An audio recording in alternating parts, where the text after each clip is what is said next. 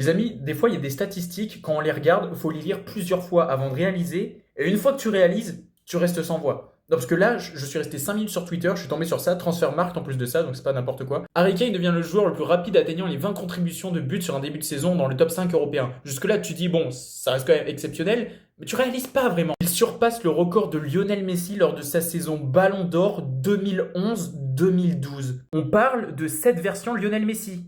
Le prime de la carrière du meilleur joueur de tous les temps. La version où sur une année civile, il va planter 91 buts. Et franchement, c'est une folie. Alors déjà que cette statistique, franchement, elle me laisse sans voix. Ensuite, il y a un classement du coup des joueurs qui ont atteint les 20 contributions le plus rapidement. Donc tu vois Harry Kane à la première position, Lionel Messi à la deuxième et à la troisième position.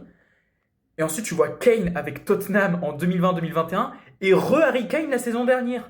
C'est un truc de fou. Donc déjà, les mecs qui viennent parler de Bundesliga, bon, premièrement, allez vous faire foutre. Parce que les joueurs comme Robert Lewandowski, qui font partie des meilleurs neufs de l'histoire du football, qui ont évolué une grande partie de leur carrière en Bundesliga, ils sont même pas dans ce classement. Et puis Harry Kane a quand même évolué en Première Ligue, donc peut-être le championnat le plus relevé au monde, il est quatrième de ce classement. Franchement, c'est exceptionnel. Alors oui, aujourd'hui, le football, il y a plus de matchs dans les compétitions, la nouvelle réforme de la Ligue des Champions, une Coupe du Monde qui aura plus d'équipes que d'habitude. Et oui, pour l'instant, c'est vrai qu'on n'a pas eu d'énormes adversaires comme le PSG ou Arsenal qui vont arriver. Mais en attendant, on a quand même affronté Chelsea. Et même contre Chelsea, qui est une équipe qui a quand même gagné la Coupe du Monde des clubs, bah, il plante un doublé. Non, franchement, des fois, il faut juste se lever et applaudir. C'est exceptionnel.